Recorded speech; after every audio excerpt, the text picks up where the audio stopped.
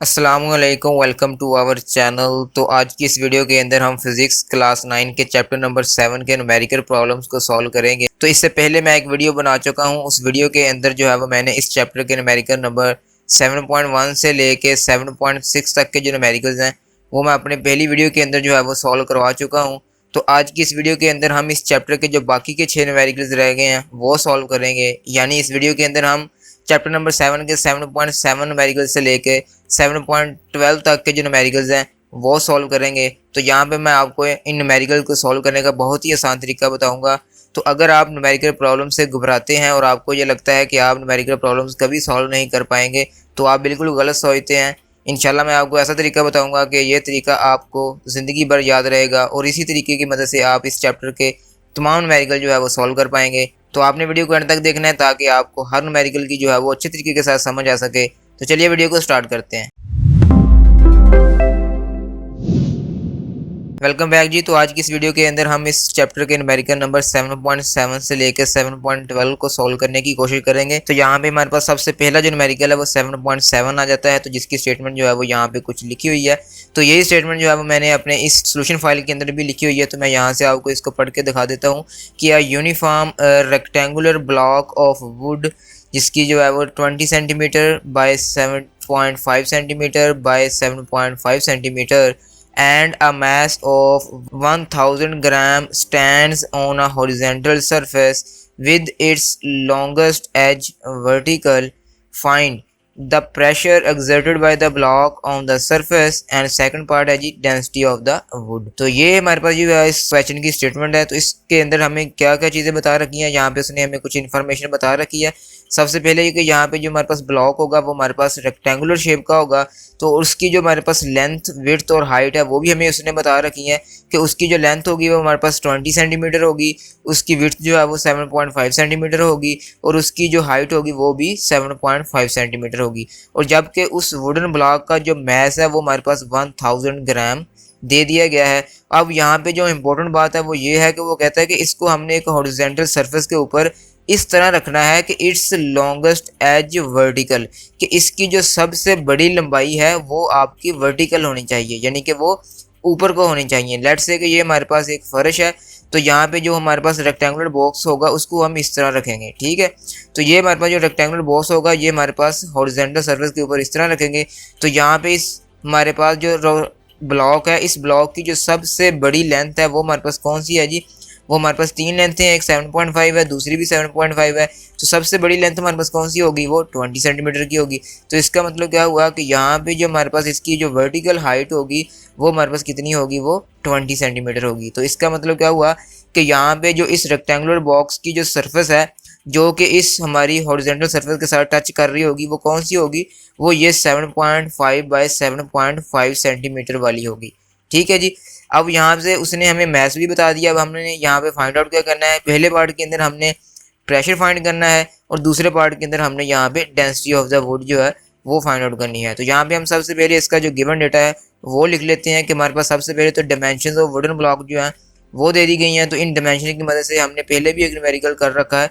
तो इस न्यूमेरिकल के अंदर हम सबसे पहले इन डायमेंशन को यूज़ करके जो है वो उस ब्लॉक का वॉल्यूम फाइंड आउट कर लेंगे। तो वॉल्यूम फाइंड आउट करने के लिए क्या करना है? आपने इन तीनों वैल्यूज़ को जो है वो आपस के अंदर मल्टीप्लाई कर देना है। लेकिन यहाँ पे क्योंकि ये वैल्यूज़ हमारे पास सेंटीमीटर के अंदर आ रही हैं, जबकि हमारे पास जो वॉल्यूम का जो बेसिक यूनिट होता है वो हमारे पास मीटर क्यूब होता है। तो इसलिए हम यहाँ पे सबसे पहले इनको सेंटीमीटर से मीटर के अंदर कन्वर्ट करेंगे। तो सेंटीमीटर से मीटर में कन्वर्ट करने के लिए हम इसको 100 के साथ डिवाइड करेंगे। तो यहाँ पे आप देख सकते हैं कि हमने यही काम यहाँ पे किया है कि 20 को भी हमने 100 के साथ डिवाइड कर दिया है, 7.5 को भी 100 के साथ डिवाइड कर दिया है और इसी तरह जो तीसरा 7.5 है उसको भी हमने 100 के साथ डिवाइड कर दिया है। तो जब आप 20 को 7.5 के साथ और फिर 7.5 को फिर 7.5 के साथ मल्टीप्लाई करेंगे और फिर यहाँ पे जो नीचे हमारे पास वैल्यूज आएंगी उनको मल्टीप्लाई करेंगे और फिर आपने जब इन दोनों को डिवाइड करना है तो आपके पास जो यहाँ पे वॉल्यूम आएगा वो बेसिकली आ जाएगा 1.125 10⁻³ मीटर क्यूब। तो इस तरह आप देख सकते हैं कि सबसे पहला जो काम आपने इस न्यूमेरिकल को सॉल्व करते वक्त करना है वो ये है कि आपने जो है वो उसका वॉल्यूम मीटर क्यूब के अंदर निकाल लेना है। अब दूसरी चीज़ यहाँ पे हमें उसका मैस भी बता दिया गया था जो कि हमारे पास 1000 ग्राम था। तो आपको पता है कि मैस का जो स्टैंडर्ड यूनिट होता है वो हमारे पास किलोग्राम होता है, तो जबकि 1000 ग्राम जो है वो बेसिकली 1 किलो के बराबर होता है, तो इसलिए हम इसको 1 किलोग्राम के इक्वल लिख लेंगे। अब यहाँ पे हमने फाइंड आउट क्या करना है जी, वो हम देख लेते हैं। तो यहाँ पे हमने सबसे पहले पार्ट के अंदर तो हमने प्रेशर फाइंड करना है, और दूसरे पार्ट के अंदर जो है वो हमने डेंसिटी ऑफ द वुड जो है वो फाइंड आउट करनी है। तो ये दो चीज़ें हमने इस न्यूमेरिकल के अंदर सॉल्व करनी है। तो यहाँ पे जो हमारे पास फार्मूले यूज़ होंगे, सबसे पहले हमारे पास प्रेशर का फार्मूला आ जाएगा कि pressure is equal to force per unit area. दूसरा यहाँ पे क्योंकि हमने डेंसिटी भी निकालनी है, तो डेंसिटी निकालने के लिए जो फार्मूला यूज़ होगा वो मैस ओवर वॉल्यूम आ जाएगा। और यहाँ पे एक फार्मूला जो होगा वो वेट वाला भी लगेगा, जो कि W is equal to mg है। तो इन तीन फार्मूलों के यूज़ करके जो है वो हम इस वाले न्यूमेरिकल प्रॉब्लम को सॉल्व करेंगे। तो यहाँ पे हम सबसे पहले इसका पहला पार्ट सॉल्व कर लेते हैं। तो यहाँ पे आप जिस तरह के यहाँ पे लिखा हुआ है कि first of all we will find the pressure on the surface by the wooden block. तो प्रेशर फाइंड करने के लिए हमें क्या चीज़ों का पता होना चाहिए, हमें उसकी फोर्स का पता होना चाहिए और हमें उसके एरिया का पता होना चाहिए। लेकिन यहाँ पे इस वाले क्वेश्चन के अंदर हमें दोनों चीज़ें जो है वो डायरेक्ट नहीं दी गई, तो इन दोनों चीज़ों को हमें पहले निकालना पड़ेगा, ताकि हम इन दोनों को निकाल लेंगे तो तभी ही हम प्रेशर फाइंड आउट कर पाएंगे। तो सबसे पहले हम यहाँ पे फोर्स को फाइंड आउट करते हैं।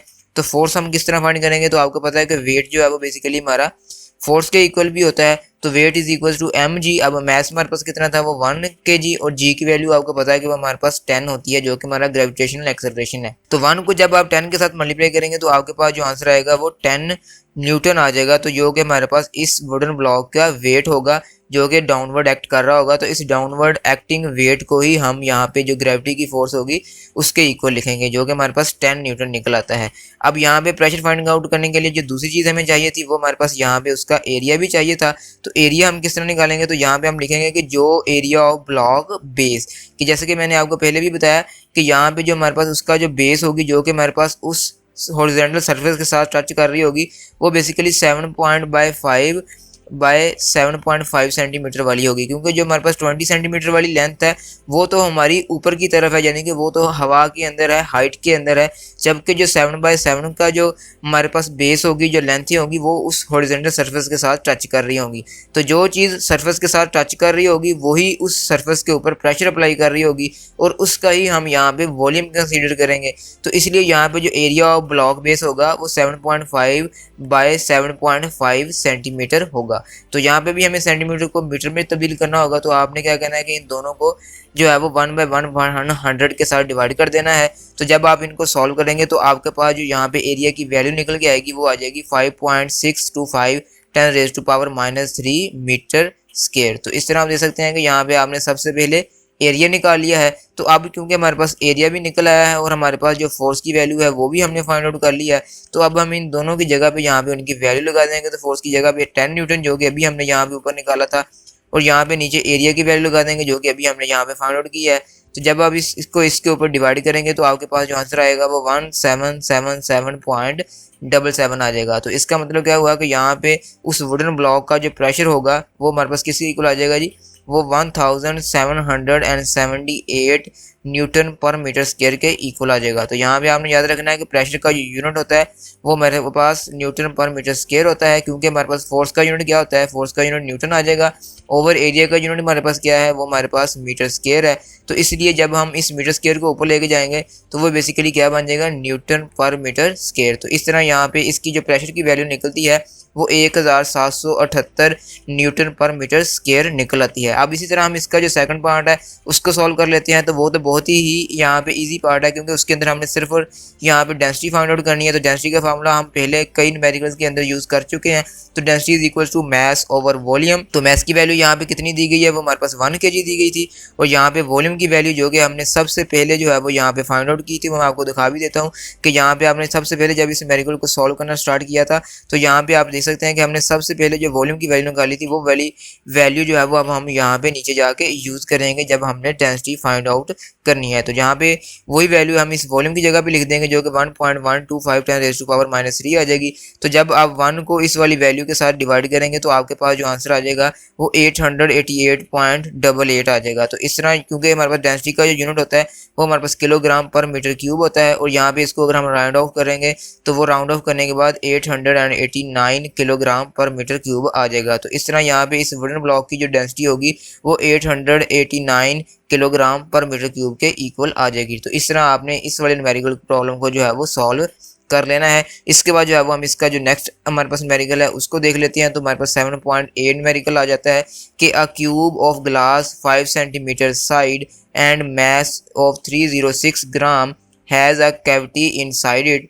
If the density of the glass is 2.55 gram per centimeter cube, find the volume of the cavity. तो फिर आपने कैविटी का जो वॉल्यूम है वो फाइंड आउट करना है। तो मैं यहाँ पे आपको बताता जाऊँ कि ये वाला न्यूमेरिकल जो है वो इस चैप्टर का इंपॉर्टेंट न्यूमेरिकल है, तो इसको आपने जो है वो अच्छे तरीके के साथ यहाँ पे समझ लेना है।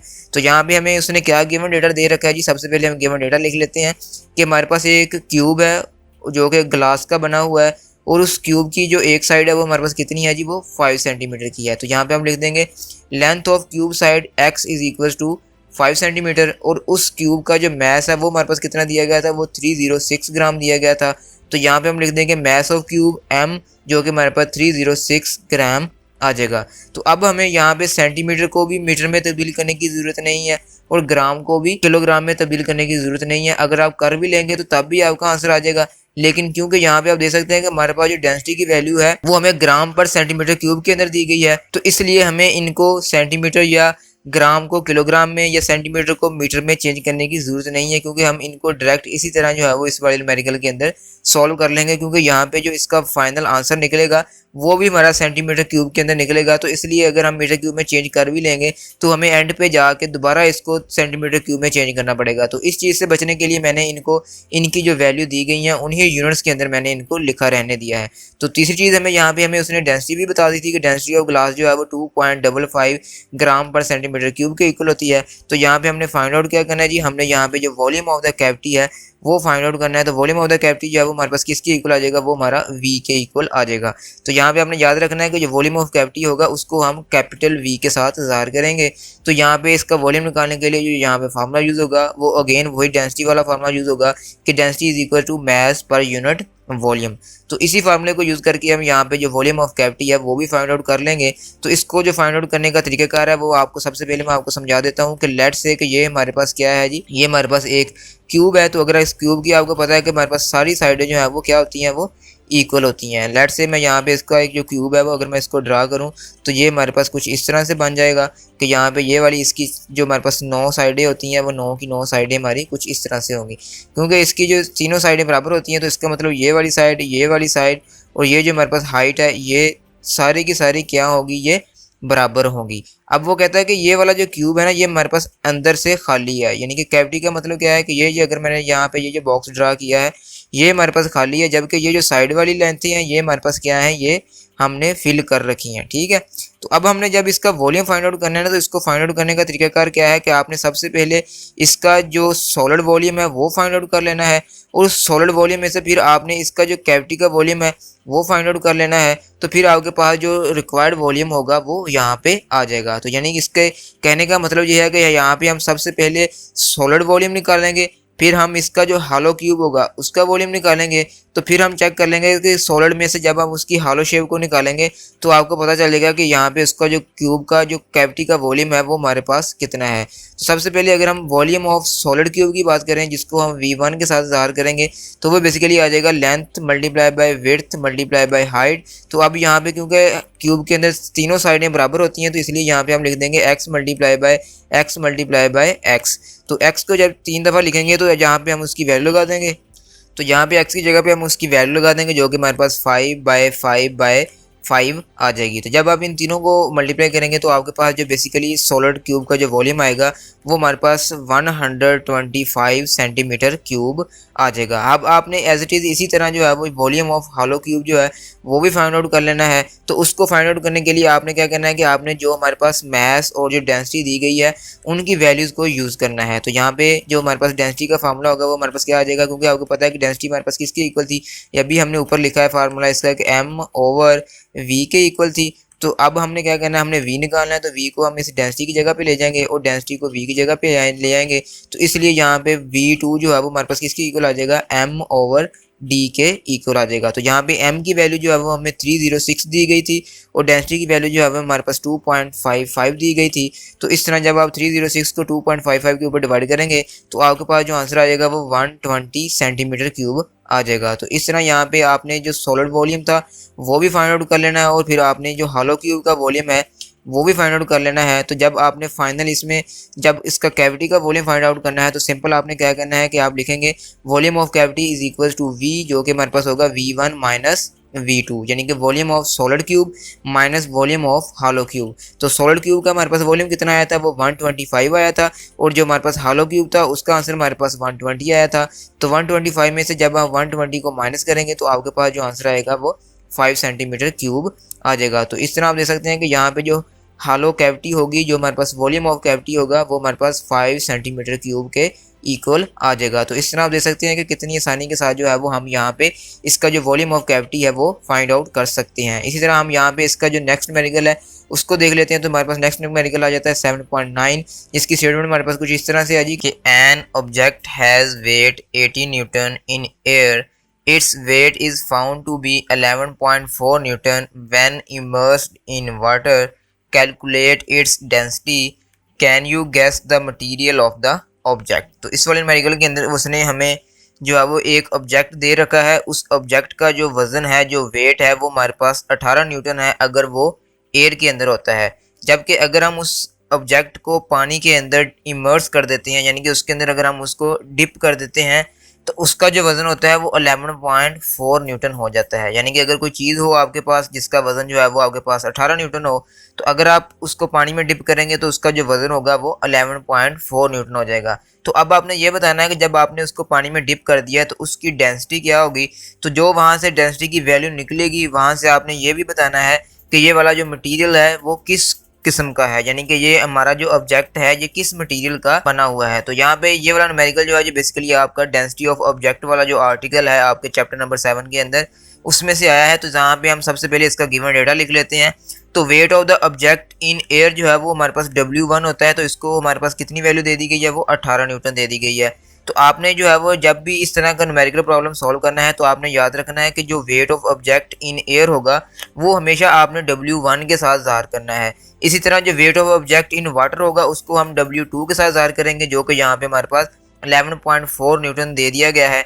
तो यहाँ पे जो तीसरी चीज़ है वो हमें खुद याद होनी चाहिए कि डेंसिटी ऑफ वाटर जो होती है, जिसको हम रो के साथ ज़ाहिर करते हैं, वो हमारे पास 1000 किलोग्राम पर मीटर क्यूब होती है। तो ये वाली 3 चीज़ें हैं जिनको यूज़ करके जो है वो हम यहाँ पे जो हमारे पास ऑब्जेक्ट है उसकी डेंसिटी फाइंड आउट करेंगे। तो यहाँ पे हमने फाइंड आउट क्या करना है, हमने डेंसिटी ऑफ ऑब्जेक्ट मटेरियल जिसको हम कैपिटल D के साथ डिनोट करेंगे वो हमने यहाँ पे फाइंड आउट करनी है। बेसिकली यहाँ पे जो मैंने W1, W2, रो और जो कैपिटल D की जो नोटेशन यूज़ की हैं वो आपकी बुक में से ही ली हैं, क्योंकि आपकी बुक के अंदर भी सेम यही नोटेशन यूज़ की हैं।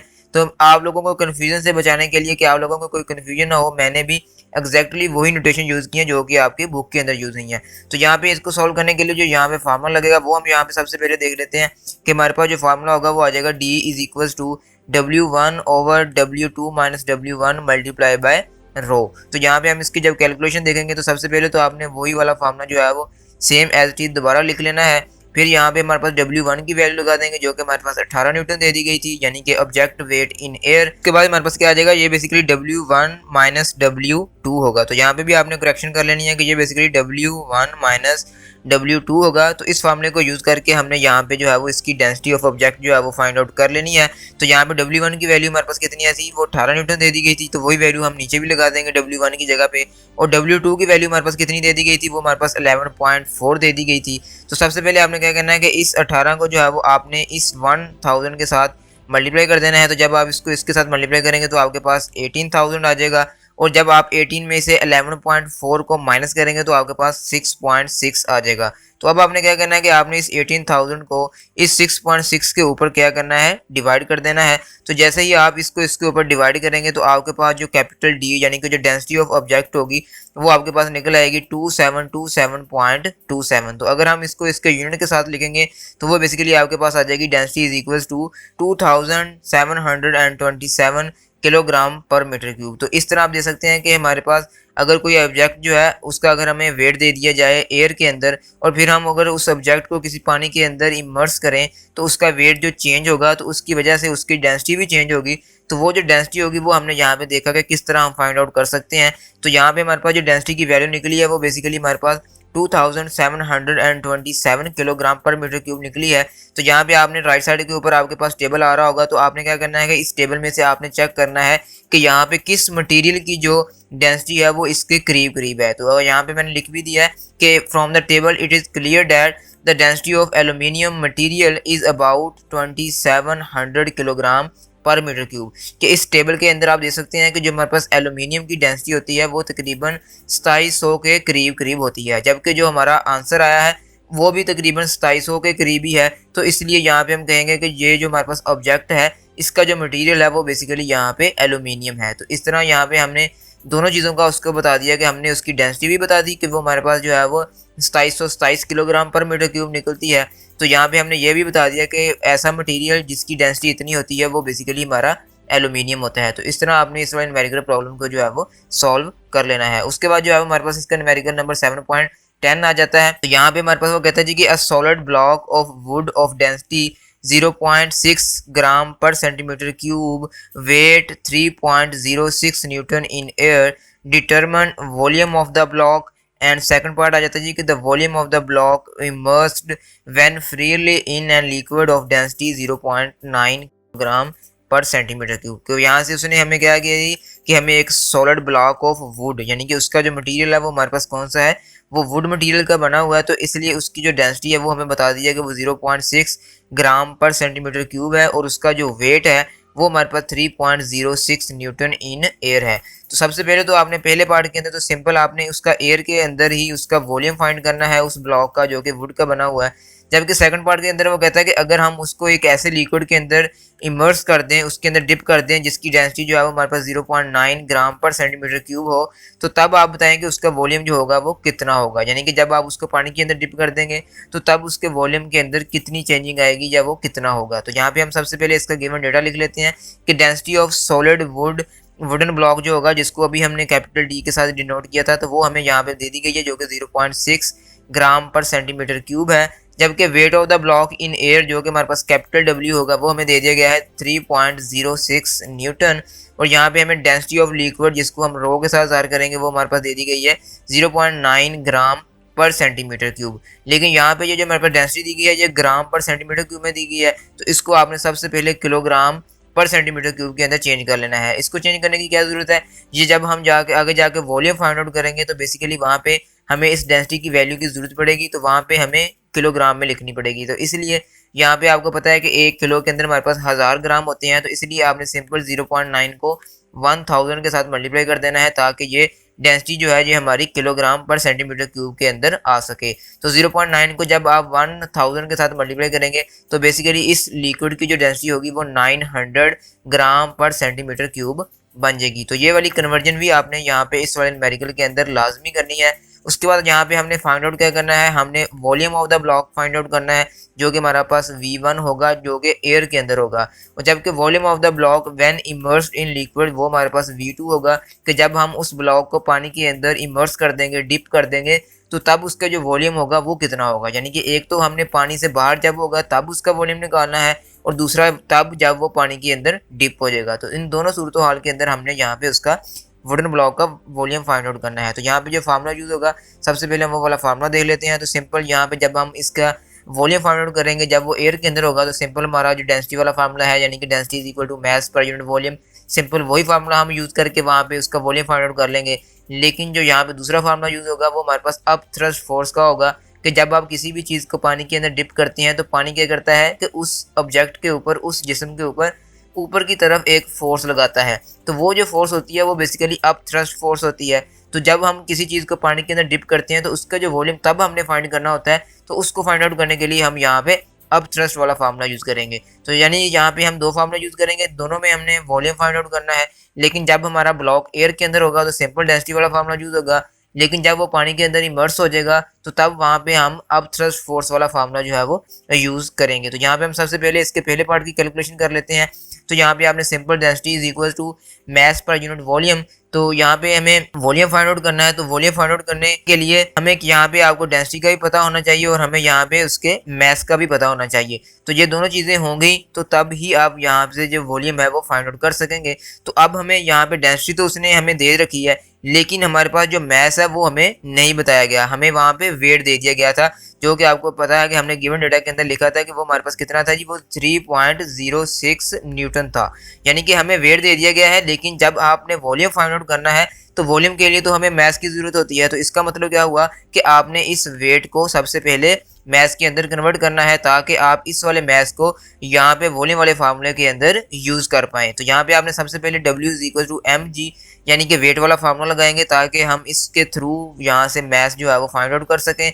तो मास निकालने के लिए g को हम w के नीचे जाकर डिवाइड कर देंगे, तो w डिवाइडेड बाई g हमारे पास m के इक्वल आ जाएगा। तो w की वैल्यू अभी हमने लिखी है कि वो 3.06 है, और g जो कि हमारे पास ग्रेविटेशनल एक्सेलरेशन होता है उसकी वैल्यू हमारे पास 10 होती है। तो सिंपल जब आप 3.06 को 10 के ऊपर डिवाइड करेंगे तो आपके पास जो मास निकलेगा वो 0.306 किलोग्राम निकल आएगा। तो अब ये वाला मास जो है जी आपके पास किलोग्राम के अंदर निकला है, लेकिन जबकि आप अगर डेंसिटी की वैल्यू देखें तो यहाँ पे आप देख सकते हैं कि हमारे पास जो पहली डेंसिटी दी गई थी वो basically 0.6 gram per centimetre cube के अंदर दी गई थी, यानी कि ये वाली डेंसिटी हमारे पास ग्राम में दी गई थी। तो इसलिए जब हम इस डेंसिटी को यूज करके यहाँ से वॉल्यूम फाइंड आउट करेंगे तब भी हमें यहाँ पे जो मास की वैल्यू होगी वो ग्राम में लगानी पड़ेगी, और यहाँ पे जो आपने वेट निकाला है, जो यहाँ पे आपने मास निकाला है, उस मास को आप ग्राम के अंदर कन्वर्ट कर लें। तो यहाँ पे इसको ग्राम के अंदर कन्वर्ट करने के लिए सिंपल आपने क्या करना है कि आपने इसको 1000 के साथ मल्टीप्लाई कर देना है, क्योंकि आपको पता है कि 1 किलोग्राम के अंदर हमारे पास 1000 ग्राम होते हैं। तो 0.36 को जब आप 1000 के साथ मल्टीप्लाई करेंगे तो वो 306 ग्राम बन जाएगा। तो अब आपने सिंपल क्या करना है कि यहाँ पे वही वाला फॉर्मूला यूज करना है कि density is equal to mass per unit volume. तो अब आप वॉल्यूम की जगह पे V1 लिख देंगे, क्योंकि हमने जो पहला वॉल्यूम फाइंड आउट करना है उसको हमने V1 के साथ डिनोट किया है। तो यहाँ पे V1 निकालने के लिए इसको हम D की जगह पे ले जाएंगे और D को हम V की जगह पे लिख देंगे। तो V1 is equal to M over capital D हमारे पास आ जाएगा। तो मास अभी हमने ये जो 306 ग्राम निकाले हैं, तो ये वाली वैल्यू हमारे पास एज इट इज वैसे की वैसे आ जाएगी, और डेंसिटी की वैल्यू जो कि हमने ऊपर अभी गिवन डेटा के अंदर भी देखी है, जो कि 0.6 ग्राम पर सेंटीमीटर क्यूब दी गई थी। तो जब आप इसको इसके ऊपर डिवाइड करेंगे तो आपके पास जो वॉल्यूम आएगा वो हमारे पास 510 सेंटीमीटर क्यूब आ जाएगा। तो इस तरह आप देख सकते हैं कि जब हमारा जो ब्लॉक है जब वो एयर के अंदर होगा तो उसका जो वॉल्यूम होगा वो हमारे पास 510 सेंटीमीटर क्यूब होगा। अब इसी तरह हम इसके सेकंड पार्ट को देख लेते हैं कि जिसके अंदर हमने जब उसको पानी के अंदर डिप कर देना है, इमर्स कर देना है, तो तब उसका वॉल्यूम क्या होगा। तो उसको निकालने के लिए हमने यहाँ पे पढ़ रखा है कि हम यहाँ पे अब थ्रस्ट फोर्स वाला फार्मूला लगाएंगे। तो एफ यहाँ पे हमारे पास किसी इक्वल आ जाएगा rho into volume 2 multiply by जी। अब यहाँ पे क्योंकि फोर्स का यूनिट क्या होता है आपको पता है कि फोर्स हमारी उस न्यूटन के अंदर मेजर की जाती है, जबकि जो वेट है वो भी हमारे पास न्यूटन के अंदर मेजर किया जाता है। तो इसका मतलब क्या हुआ कि आप फोर्स की जगह पे डब्ल्यू की वैल्यू लगा सकते हैं और डब्ल्यू की जगह पे फोर्स की वैल्यू लगा सकते हैं। तो यहाँ पे आपने क्या करना है कि इस फोर्स की जगह पे आप लिख देंगे डब्ल्यू, क्योंकि हमें जो उसका वॉल्यूम है वो हमने फाइंड आउट करना है, तो उसके लिए हमें उसका जो वेट दिया गया है वो न्यूटन के अंदर दिया गया है। तो यहाँ पे हम फोर्स को W की फॉर्म में लिख लेंगे कि W is equal to rho into V2 multiply by g. तो यहाँ पे हमने क्या करना है कि हमने क्योंकि यहाँ पे V2 निकालना है तो V2 को हम राइट साइड पे रहने देंगे और इस रो को भी इस साइड पे जाके डिवाइड कर देंगे और इस G को भी लेफ्ट साइड पे जाके डिवाइड कर देंगे। तो इस तरह जो हमारे पास V2 वॉल्यूम आएगा वो हमारे पास आ जाएगा W over rho multiply by g. तो अब हमारे पास क्या करना है कि आपने सिंपल यहाँ पे इनकी वैल्यू जो है वो प्लग इन कर देनी है। तो वेट की वैल्यू अभी आपको पता है कि कितनी दी गई है, वो हमारे पास 3.06 न्यूटन दी गई थी, और रो की वैल्यू जो कि हमने सबसे पहले किलोग्राम में कन्वर्ट की थी वो हमारे पास कितनी थी, वो 900 थी। और जी की वैल्यू आपको पता ही है कि वो हमारे पास ग्रेविटेशनल एक्सेलरेशन की वैल्यू होती है, जो कि हम हमेशा 10 लेते हैं। तो जब आप इस 3.06 को वैसे का वैसे लिख देंगे और 900 को 10 के साथ मल्टीप्लाई करेंगे तो ये हमारे पास 9000 बन जाएगा। तो अब आपने क्या करना है कि सिंपल आपने इसको इसके ऊपर डिवाइड कर देना है। तो जैसे ही आप इसको इसके ऊपर डिवाइड करेंगे तो आपके पास जो वॉल्यूम की वैल्यू आएगी वो 3.4 10⁻⁻⁴ मीटर क्यूब आ जाएगी। ठीक है, तो इस तरह आपके पास जो V2 वॉल्यूम है जो कि हमारे पास वुडन ब्लॉक का था जब आपने उसको पानी के अंदर डिप किया था, इमर्स किया था, तो उसका जो वॉल्यूम निकलता है वो बेसिकली 3.4 10⁻⁻⁴ मीटर क्यूब निकलता है। अब क्योंकि ये हमारे पास जो हमने पहले वॉल्यूम फाइंड आउट किया था वो हमारे पास सेंटीमीटर क्यूब के अंदर था, तो इसको भी हमें सेंटीमीटर क्यूब में बदलना होगा। तो इसको उसमें बदलने के लिए आपने क्या करना है, क्योंकि यहाँ पे आप देख सकते हैं कि मीटर क्यूब है, इसका मतलब क्या हुआ कि अगर आपको 1 मीटर दिया होता तो मीटर को सेंटीमीटर में कन्वर्ट करने के लिए आप क्या करते, एक 100 के साथ मल्टीप्लाई करते। लेकिन यहाँ पे क्योंकि हमारे पास 3 मीटर है, तो 3 मीटरों का मतलब क्या हुआ कि 3 मीटरों को हम बारी बारी सेंटीमीटर के अंदर कन्वर्ट करना पड़ेगा। तो पहले मीटर को सेंटीमीटर में कन्वर्ट करने के लिए हम 100 के साथ मल्टीप्लाई करेंगे, दूसरे मीटर को 100 के साथ मल्टीप्लाई करेंगे ताकि ये भी सेंटीमीटर में चेंज हो सके। इसी तरह तीसरे मीटर को सेंटीमीटर में चेंज करने के लिए हम एक और 100 के साथ मल्टीप्लाई करेंगे। तो अब आपने क्या करना है कि सिंपल आपने इन सभी वैल्यूज़ को आपस के अंदर मल्टीप्लाई कर देना है, तो आपके पास जो आंसर निकलेगा वो बेसिकली 340 सेंटीमीटर क्यूब निकल आएगा। तो इस तरह आप देख सकते हैं कि यहाँ पे उस ऑब्जेक्ट का जो वॉल्यूम है वो हमारे पास 340 सेंटीमीटर क्यूब बन जाता है जब आप उसको पानी के अंदर डिप करते हैं। जबकि जब वो एयर के अंदर था तब उसका वॉल्यूम हमारे पास कितना निकला था, वो 510 सेंटीमीटर क्यूब निकला था।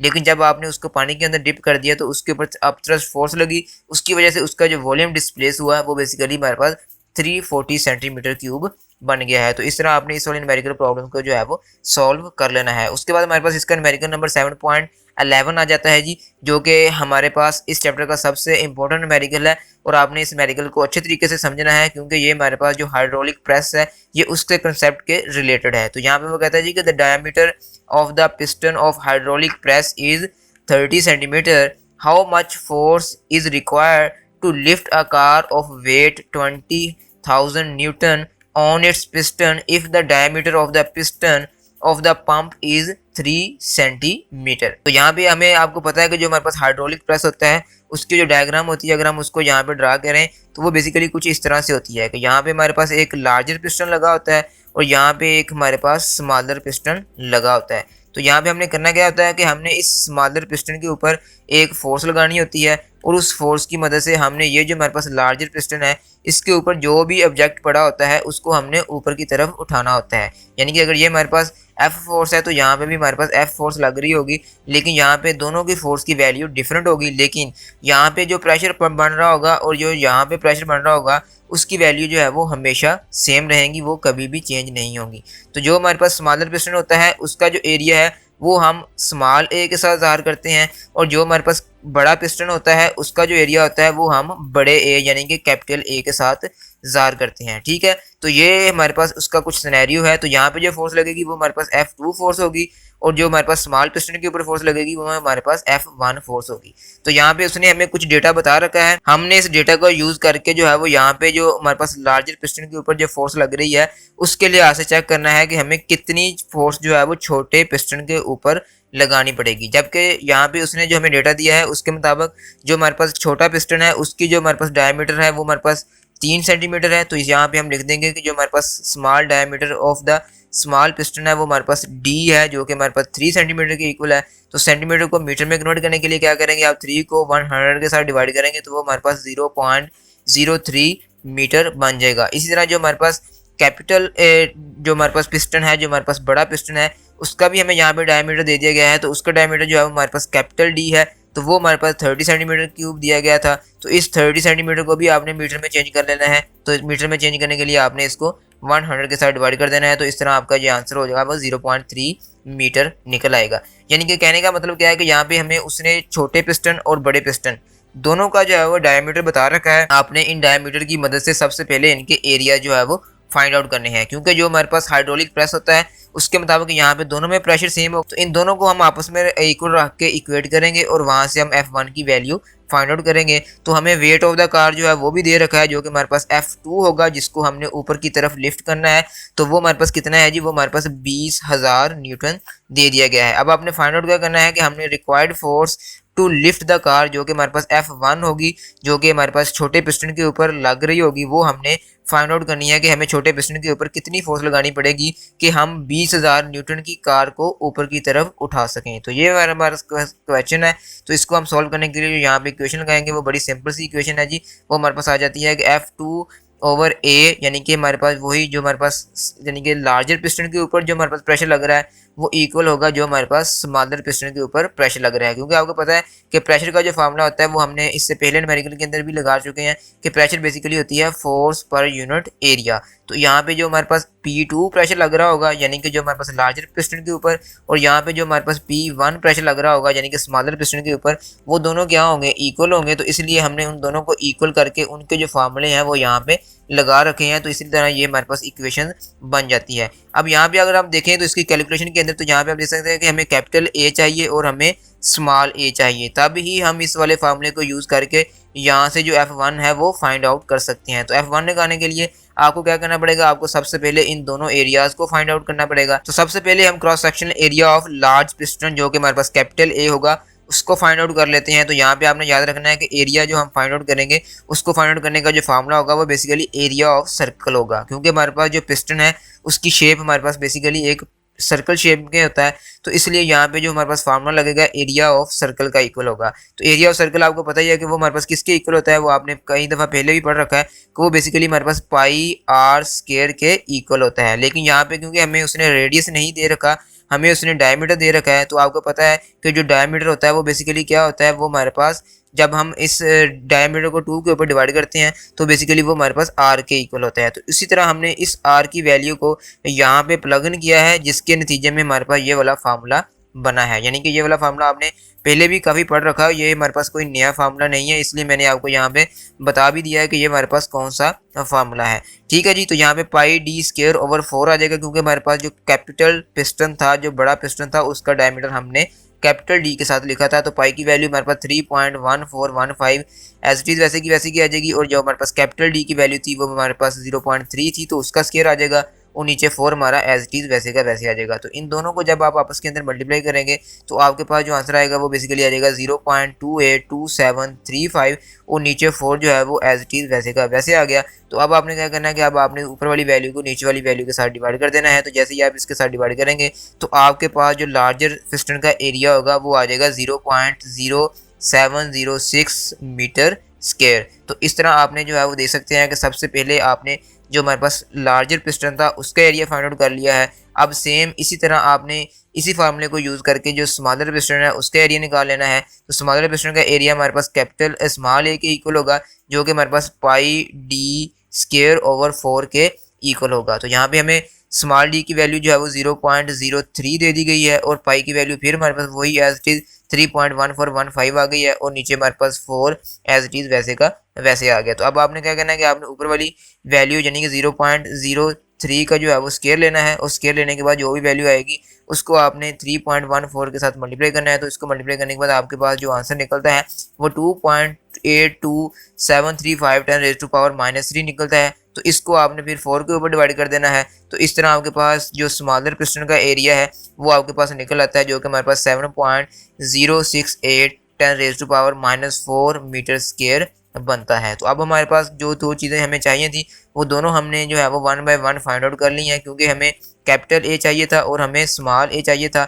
तो वो दोनों चीज़ें हमने फाइंड आउट कर ली हैं। तो अब हम सिंपल इस वाले फार्मूले में से F1 की वैल्यू जो है वो फाइंड आउट कर लेते हैं। तो F1 हमने फाइंड आउट करना है, तो इस A को हम जाके इधर मल्टीप्लाई कर देंगे, तो F2 over A multiply by A is equals to F1 के इक्वल आ जाएगा। तो अब हमें सारी वैल्यूज़ का पता है, तो अब आपने सिंपल उन सभी वैल्यूज़ को यहाँ पे लगा देना है। तो F1 जो है वो हमारे पास किसके इक्वल आ जाएगा, F2 हमारे पास जो वेट ऑफ द कार था वो हमारे पास 20,000 न्यूटन दिया गया था, तो वो आ जाएगा ओवर A जो हमारे पास लार्जर पिस्टन का एरिया था वो हमारे पास 0.0706 था, और ये हमारे पास स्मॉलर पिस्टन का एरिया जो कि हमारे पास 7.068 10⁻⁻4 निकला था। तो अब आपने क्या करना है कि अब आपने इन दोनों जो ऊपर वाली वैल्यूज़ हैं इनको आपस के अंदर मल्टीप्लाई करना है। तो इनको जब आप आपस के अंदर मल्टीप्लाई करेंगे तो आपके पास आंसर आ जाएगा 14.136, और इसको आपने इस वाली नीचे वाली वैल्यू के साथ एज इट इज़ डिवाइड कर देना है। तो जैसे ही आप इस 14.136 को 0.0706 के ऊपर डिवाइड करेंगे तो आपके पास जो स्मॉलर पिस्टन के ऊपर फोर्स की वैल्यू निकलेगी वो आपके पास 200 न्यूटन निकल आएगी। तो इस तरह आप देख सकते हैं कि यहाँ पे जो हमारे पास स्मॉलर पिस्टन के ऊपर फोर्स लगेगी वो 200 न्यूटन की फोर्स लगेगी। तो यहाँ पे आप देख सकते हैं कि सिंपल आप 200 न्यूटन की फोर्स को लगा के एक 20,000 न्यूटन वाली कार को ऊपर उठा सकते हैं। यही हमारे पास सबसे बड़ा फ़ायदा होता है हमारे हाइड्रोलिक प्रेस का, कि हमें थोड़ी सी फोर्स लगानी पड़ती है, उस थोड़ी सी फोर्स की बदौलत हम एक बड़े से बड़े ऑब्जेक्ट को जो है वो ऊपर उठा सकते हैं। तो यही सिस्टम आपकी क्रेन्स के अंदर जो है वो यूज़ होता है। तो इस तरह आपने याद रखना है कि हाइड्रोलिक प्रेस जो है उसका जो हमारे पास यहाँ पे फोर्स की वैल्यू निकलती है वो हमारे पास 200 न्यूटन निकल आती है। इसी तरह हम यहाँ पे इसका जो न्यूमेरिकल नंबर 7.12 जो कि इस चैप्टर का सबसे लास्ट न्यूमेरिकल है उसको देख लेते हैं कि a steel wire of cross sectional area 2/10⁻⁻5 metre square is stretched through 2 millimeter by a force of 4000 Newton. Find the young modulus of the wire when the length of the wire is 2 metre. तो ये basically हमारे पास एक young modulus का question है कि जो हमारे पास इस चैप्टर का सबसे लास्ट आर्टिकल है। तो वो कहता है कि एक हमारे पास स्टील वायर है, उस स्टील वायर का जो क्रॉस सेक्शन एरिया है वो हमें उसने बता रखा है जो कि हमारे पास 2×10⁻⁻5 मीटर स्क्वायर है। तो जो कि मैंने यहाँ पे गिवन डेटा के अंदर भी लिख रखा है। दूसरी चीज़ हमें उसने बता दिया कि इज स्ट्रेच्ड थ्रू 2 मिलीमीटर के उसको अपने खींच के बड़ा किया है। तो उसको खींच के हमने जब बड़ा किया तो उसकी कितनी लंबाई में इजाफा हुआ है वो 2 मिलीमीटर हुआ है। तो यहाँ पे हम लिख लेंगे इंक्रीमेंट इन लेंथ जो कि हमारे पास डेल्टा एल होगा वो हमारे पास आ जाएगा 2 मिलीमीटर। तो मिलीमीटर को मीटर में कन्वर्ट करने के लिए क्या करना है कि आपको पता ही है कि एक मिली जो है वो हमारे पास किसके इक्वल होता है, ये हमने प्री फिक्सेस के टेबल में पढ़ रखा है कि वो बेसिकली हमारे पास 10⁻³ के इक्वल होता है। तो इसलिए इस m की जगह पे हमने 2 × 10⁻³ मीटर लिख लेना है। फिर वो कहता है कि इसको जो हमने उसकी लंबाई में इजाफा किया है उसको खींचने के लिए जो हमने फोर्स लगाई है वो हमारे पास कितनी थी, वो 4000 न्यूटन थी। तो फोर्स हमारे पास कितनी आ गई, वो 4000 न्यूटन थी। जबकि जो लेंथ ऑफ द वायर है वो हमारे पास कितनी थी, वो 2 मीटर थी। तो वो हमारे पास एल जो है वो हमारे पास 2 मीटर आ गई है कि हमारे पास एक 2 मीटर की स्टील वायर है। अगर हम उसके ऊपर 4000 न्यूटन की फोर्स लगाते हैं तो उसकी लंबाई में जो है वो सिर्फ 2 मिलीमीटर का इजाफा होता है।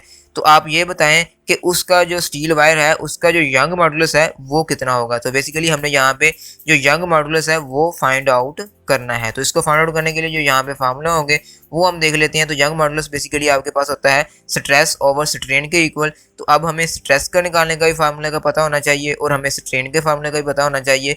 तो स्ट्रेस जो है वो बेसिकली आपके पास होती है फोर्स पर यूनिट एरिया के इक्वल, और जो हमारे पास स्ट्रेन होती है वो आपके पास होती है change in length over original length या हमारे पास टोटल लेंथ।